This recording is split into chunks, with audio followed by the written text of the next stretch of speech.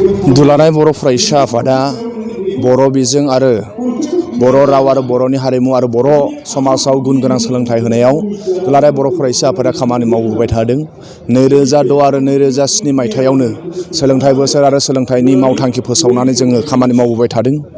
आसामनि गुबुन गुबुन जिल्ला आरो दखरानि सिङाव सानफ्रोमबो फरायसालियाव हाबै हाबै आरो गामियाव हाबनानै फरायसाफोरजों फोरोंगिरिजों आरो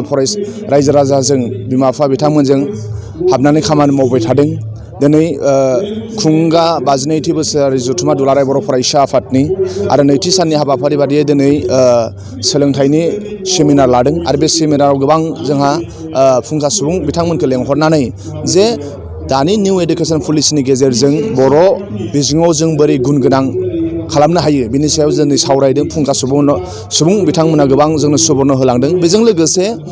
2019 मायथाइयाव दुलाराय आसामाव दुलाराय बर' फरायसा आफादा मिरु रोंगौसा सायख' आनजाद खुंदों आरो बे मिरु रोंगौसा सायख' आनजादाव दुलाराय आसामनि गेजेराव जाय क्लास 9आव टप 3 आरो क्लास 10आव टप 3 बे फरायसाफोरखौ बरायनाय हाबाफारि। दा आं दुलाराय बर' फरायसा आफादनि सोलोंथाइ नेहाथारि हिसाबै दुलाराय बर' फरायसा आफादनि मैयानि जानाय जिथु गिबि थान्दै मेलाव गोबां सोलोंथाइनि सायाव जों सावरायदों आरो दिनै जानो गोनां डेलिगेटआवबो जों सावरायगोन आरो जों मोनसे पलिसि लानानै जिहेथु गुन गोनां सोलोंथाइनि मावथांखिया सोलिगासिनो दंखायो। फैबाय थानाय 2020 मायथाइयाव जों जाहाथे 1 तारिखनिफ्रायनो गुन गोनांनि सायाव जाहाथे जों खामानि मावनो हायो बिनि थाखाय आरो जों रिजुलेसन लागोन। दा दुलाराय बर' फरायसा आफादा 2007 मायथाइनिफ्राय गुन गोनां सोलोंथाइनि मावथांखि फोसावनानै फरायसा आरो गार्जेन आरो फोरोंगिरि बिथांमोनजों सावरायनानै 2006 मायथाइनिफ्राय जोङो दुलाराय आसामावनो बर' बिजोंजों फरायनानै फार्स्ट डिभिजन साबैसे मोनो बेखौ सानजोबनानै जोङो बरायदोंमोन। दा फैयै फैयै जों फरायसाफोरखौ थुलुंगाखां होनो थाखाय फरायसाफोरखौ फरायनो मोनसे एनभाइरनमेन्ट सोरजिहोनो थाखाय कम्पिटिसन लाबोनो थाखाय मानो होनोब्ला दुलाराय बर' फरायसा आफादा जों फोथायो जे जाय हारिया गुन गोनां सोलोंथाइ मोनदों बै हारियासो दिनै दावगादों आरो जुदि बर' हारियाबो दावगानो नांगौब्ला उपेन्द्रनाथ ब्रह्मनि सिमाङाबो जाफुंनो नांगौब्ला बर' हारियाव जों गुन गोनां सोलोंथाइ मोननांगोन। दा गुन गोनां सोलोंथाइखौ जों बोरै मोनगोन बेनि थाखायनो 2006 मायथाइयाव मेट्रिक फार्स्ट डिभिजन मोननाय फरायसाफोरखौ जों बरायदों कमल कुमार देरहासार बान्था होनानै फरायसाफोरनि थाखाय फरायसाफोरखौ थुलुंगा होनो थाखाय। 2010 मायथाइनिफ्राय जोङो जे जोंनि बर'नि गेजेराव जे ACS APSC आरो UPSC पास जानाय फरायसाफोरा जे माने अफिसारफोरा खम आरो बेखौ दुलाराय आसामाव साबेसे बर'नि गेजेराव अफिसार दं बेखौ सानजोबनानै जोङो 2010 मायथाइनिफ्राय जोङो APSC आरो UPSC कचिंखौ जागायदोंमोन। बिराद गोबाव सम जाबायमोन। 2010 मायथाइयावसो रुपज्योति ब्रह्म कार्जिया UPSC पास जादों। बेनि सिगांबो दङ नाथाय बिराद गोबाव गेप्स जाबायमोन। नाथाय 2010निफ्राय जों कन्टिनिउ मोनबोगासिनो दङ आरो जोङो बर' फोरोंगिरिफोरा जाय 20 बोसोर जाबाय 15 बोसोर जाबाय दिनै बिथांमोना फोरोंनानै जे आसाम सरकाराबो BTC सरकाराबो बिथांमोननो अनसुंथाइ होआखै, सरकारि स्कुलखौबो सरकारि खालामाखै। दा दिनै बर' फरायसाफोरा जा एसे एनै रोंदों जोंनि फोरोंगुरु सार बिथांमोननि कन्ट्रिबिउसन दं आरो बे दुलाराय बर' फरायसा आफादा बै फोरोंगुरुफोरनि थाखाय जों मा मावनो हायो जिहेतु नन गभर्नमेन्ट अर्गानाइजेसन हिसाबै दा बिथांमोनखौ जोङो गुदि गेजेर आरो गोजौ फरायसालिनि थाखाय जोङो साबसिन फोरोंगिरि मदाराम बर' बान्था जों बिथांमोननो होबोदों आरो बेजों लोगोसे जोङो मोनसे कम्पिटिटिभ लाबोनो थाखाय जे फरायसाफोरा क्लास स्कुलाव फरायनाय समनिफ्रायनो जाहाथे कम्पिटिसन लाबोयो बिनि थाखाय जों दुलाराय आसामाव गुवार जि थाखोनि थाखाय जों टेलेन्ट सार्च एग्जाम खुंबोनाय जादों। दा जोङो एबसुआ जिखौ मावनो हादों बेखौ जोङो थाथ'नाय गैयामालासिनो बानाय गैयामालासिनो गुन गोनां सोलोंथाइ लाबोनो थाखाय बर'नि गेजेराव फरायसाफोरखौ बिथांमोनखौ जोङो लानानै जों सावरायनानै जों खामानि मावगासिनो दङ। दा जोङो एबसुआ हानाय खामानिखौ मावदों नाथाय माखासे खामानिया सरकाराबो मावनो नांगौमोन, माखासे खामानिया बिथाङाबो। नाथाय दा जों बर' बिजोङाव गोबां जा भेन्सार स्कुल दङ। दा जोंहा दुलाराय आसामाव 96 भेन्सार स्कुल दं एबसुनि डाटा मथे। दा LP स्कुला 600नि बारा दङ, 200नि बारा जोंहा गेजेर फरायसालि दङ। दा बै भेन्सार फरायसालिफ्राव दिनै बिसोरनि गायसननाय स्कुल साना जुदि नायोब्ला अबेबा स्कुला 20 बोसोर जाबाय, अबेबा स्कुला 25 बोसोर जाबाय। दा 25 बोसोर मास्टार मावनानै बिनि जिबनानो सेस जालांबाय मास्टारा। भेन्साराव थानानैनो रिटायार जालांलायबाय। दा बै स्कुलफोरजों मास्टारफोरजों लोगोसे बै स्कुलनि कन्डिसन बेखौबो जों नायनो नांगोन आरो जों दुलाराय बर' फरायसा आफादनि कनफारेन्सनि गेजेरजों 52थि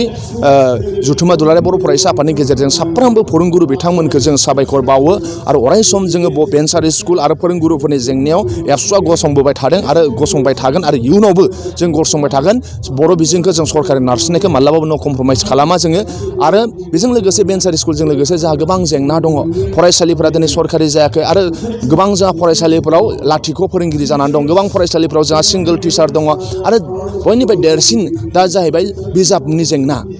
जे आसाम स्टेट टेक्सट बुकनि कर्प'रेसन लिमिटेडनि बिथांमोना दैदेनगिरि बिथांमोना सावरायनानै बिथांमोना जोंनो सेमोन सावरायनायाव बुंदों जों सेमोन बिजाबखौनो जों राननो होआखैमोन। आदार मिडियाम टेक्सट बुक माने जोंनि बिजाब जुदि बर' मिडियाम टेक्सट बुक मोनाबा जों नो आदार मिडियाम टेक्सट बुक जों बे स्ल'गानजों जे जों बर' बिजाबखौ जुदि जोंनि बिटिसिआव जुदि नांगौ बादि मोनाब्ला जों गुबुन मिडियामनि बिजाबखौबो रानहोआखै होननानै रानहोआखै थांनाय बोसोर दा बेखौ लानानै बिटिसिनि आरो आसाम सरकारा अबेबा डिस्ट्रिक्टनि आइएसफोरा पुलिस लानानै असमिया बिजाबफोरखौ रानहोदों दा दिनै जोङो जोंनि फरायसाफोरा जाय दिनै मेट्रिक लिरबाय बिथांमोना जे बिजाब मोना मालासिनो बिथांमोना लिरबाय आरो गोबां फरायसाफोरा जोंनि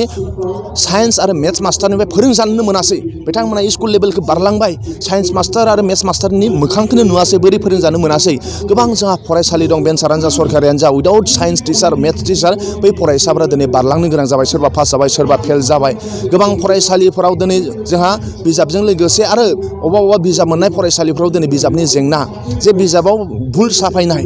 गोबां फरायसालि दिनै बिश्वनाथ आरो